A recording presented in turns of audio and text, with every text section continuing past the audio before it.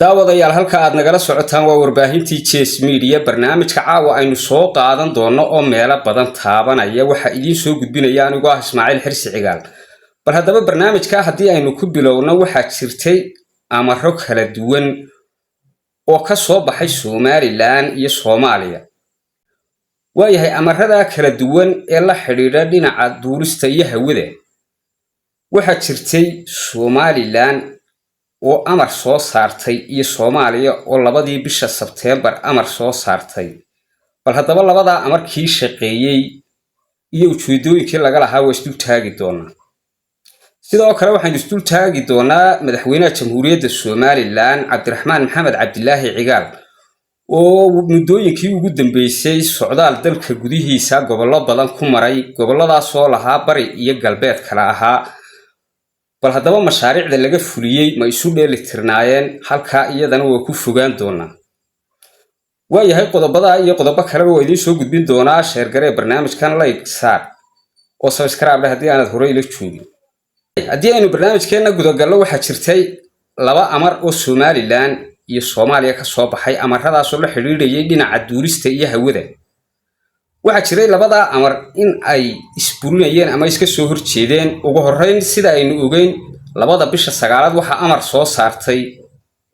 dawladda Soomaaliya amarkaas oo la xiriirayay dadka baasaboorka ajnabiga sita ee ka imanaya dalalka kale ama diblomaasi ha noqdo ama ganacsade ha noqdo ama dalxiis ha noqdo ama qof Soomaaliya oo meeshu doonaha ka soo jeedo shanta Soomaaliyeed hadiiba uu soo hindiso inuu Soomaaliya soo qabto iyo Somaliland inuu goosan doono fiisaha loogu magac daray e-visa ugu horeyn waa inuu xafiiska Muqdisho ee duulistii hawada la soo xiriiraa waa inuu $360 diraa waa inuu waliba hadii la ogolaado weeyaan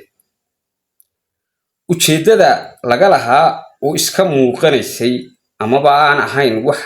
aad ku qarinayo waxa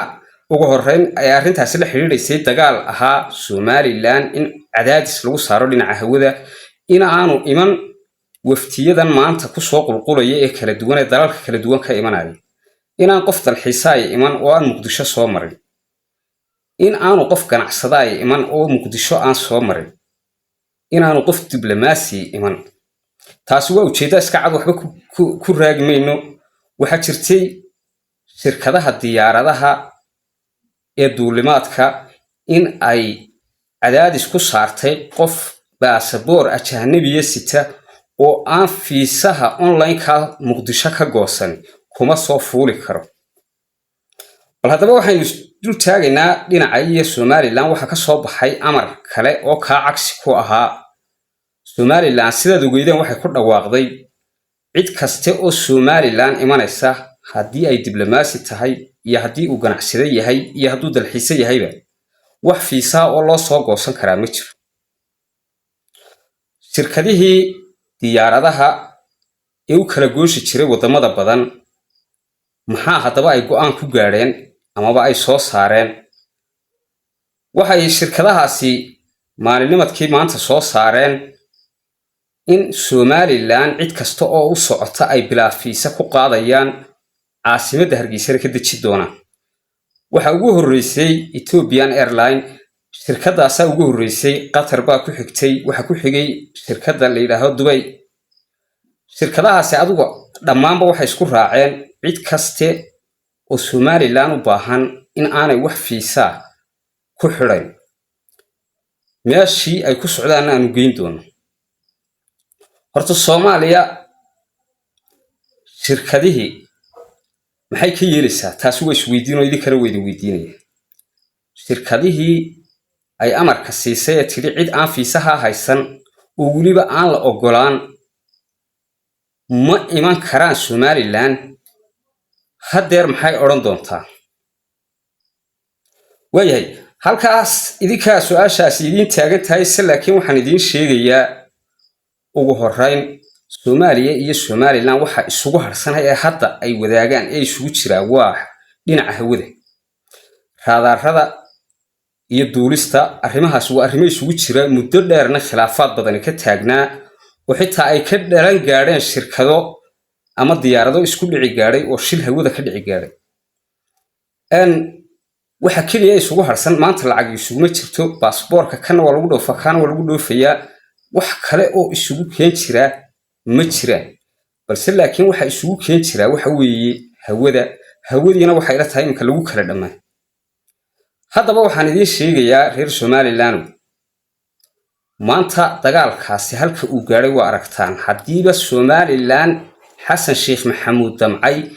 in uu ku caburiyo dhinaca hawada oo kala dagaalamo dhammaanba wixii caalamka soo booqanayaba dhamaantii maxaa inooga meel yaala hawadee maanta raadaradii wixii imka Soomaaliya gacanta ku haystay maxaa inooga meel yaala waa in qorshe cad ay qoladan duulisiya hawadu ka soo saartaa haddii maxkamad adduunka lala geli karayo waa in lala gala sababtoo waxaan xaq u leeyahay ayaa maanta laygu rakaataynaya muqdisho la doonayaa in lacag la iga sameeyo oo aan ku khasbanaado qofkayga muwaadinka reer Hargeysa in uu fiise online ka soo goosto inta muqdisho lacagta u diro waliba haddii la ogolaado sidoo kale waxa weeye dalxiisayaasha iyo dadkii la soo xiriiray Somaliland la soo xiriirayay diblomaasiyiinta iyo waftiyada kala duwan iyo ganacsatooyinkiiba la doonayaa in ugu horreyn muqdisho soo ogolaato taasi waxa weeye maanta may socon laakiin dagaalku mar hadduu halkaa gaaray meel lagaga baaqsadaa ma jirto waa in loo weysa qaataa iminka sidii hawada Somaliland ay xor ugu soo wareegi lahayd ama gibigeedaba la soo wareegi lahayd iyaga laftooda baan ku rakaatayn lahayd inta lagu kala baxay waayahay qodobka haddii halka kaga imaado madaxweynaha jamhuuriyadda Somaliland Cabdiraxmaan Maxamed Cabdilaahi Cigaal waxa jirtay socdaal fara badan oo ku maray dalka gudihiisa gobollo kala duwan gobolladaas waxay u qaybsanaayeen bari iyo galbeed wax qabad fara badan oo dhagax dhigiyo iyo xarika jaro iyo ballan qaadaba leh baa ka dhacay halka haddaba waxa weeye bari iyo galbeed haddii horta qabyaalad lagu xisaabtami jiray reer hebel lagu xisaabtami jiray maanta anigu waxaan idin leeyahay gobol iyo gobol baa lagu xisaabtamaya wax qabadka madaxweynuhu waa wax qabad rajo leh waa wax qabad tallaabooyinkii loo baahnaa uu qaaday waliba qaarna ku daray haddaba waxaan u xisaabtamaynaa oo mudane madaxweyne iyo waftigiisa iyo wasaaradaha kala duwanba aanu leenahay bari iyo galbeed horta marka hore madaxweynuhu burcada xagga uma dhaafin iyo bariga oo gobollo badan baa xagga bartami Somaliland xitaa xagga soo inaga xigay waxa jirtay wax qabadka haddii aan ka bilaabmo saddexda gobol ee eeda saddexda bari iyo saddexda galbeed waxa la oran karaa boqolkiiba 70 wax qabadka waxa nooga badatay galbeed maanta bari waxa uu madaxweynuhu soo gaaray waxa Togdheer iyo Oodweyne horta Oodweyne iyaga jeel weyn baa loo dhagax dhigay waaba xabsiga lagu gurayaa jeelka weyn ayaa loo dhagax dhigay waana wax qabad gobol oo taas waxa weeye kaftan weyn wax qabadka gobolka ka mid ah wax arrimo kale oo iyadoo dawladda hoose iyo noocaas uu ka jiraan balse laakiin gobolka Togdheer oo mashruucyo kala duwan oo kuwo dhamaystira iyo kuwo dhagax dhigaba leh way jireen laakiin maxaa maanta waa caasimadii labaad qodobka ugu weyn la taaban kara ee Togdheer loo qabtay anigu waxaan u arkaa maamul daadejintii xaqna uma yeelan maanta in maamulkeeda la daadajiyo waxay ahayd in uu horeba u daadegsanaado balse laakiin madaxweynahan wuu ku mahadsan yahay maanta uu maamul daadejintii siiyay waxa laakiin jirta mashruuca labaad waa dhakhtarka weeyaan dhakhtarka la dhagax dhigay waanu u baahnay madaxweyne dhakhtarkaasi waxa uu la iman doono haddii uu kan ka duwanaanayo oo qalabka maanta loo baahan yahay maanta xitaa qof laguma qali karo dhakhtarka weyn bro hadduu kan ka duwan yahay waanu u baahnay laakiin hadduu kii hore la mid noqdo oo shaqaale casri iyo qalab casri la waayo taasi waa wax madaxweyne dib loogu noqonayo xukuumadda waan kala xisaabtamaynaa iyo wasaaradda caafimaadka xitaa mararka qaar baa barnaamijkani marka uu fulaba mararka qaar baa meelo dhexe wax ka xumaadaanba marka ilaa wasaarad heer wasaaradeed anagu waa la xisaabtamaynaa talabaad waxa weeye alamse stadium wasaaradda ciyaaraha la xidhiidha horta ciyaar maanta way ka tagto xaqiiqa loo baahan yahay wasaaradda ciyaaraha maanta haddii alamse stadium la dhisay waxyaabo kale oo loo isticmaalana way jiraan oo iidahaba lagu tukada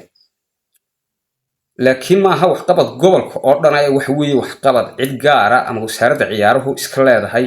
anagu wasaaradda warfaafintaanu nahay waliba waxaanu nahay kuwa dalka maanta duwintoodana ka qayb qaadan kara dhisidiisana ka qaybta ah weli reer Burco ma arag laba sibinaar la isugu yeeray waxa jira mararka qaar sibinaar ka fulaan Somaliland ama maxaa sheegayay mashruucyo la xiriira wasaaradda warfaafintu soo galo Hargeysa ma soo dhaafan taasina waxay la tahay haddii xitaa la go'aamiyay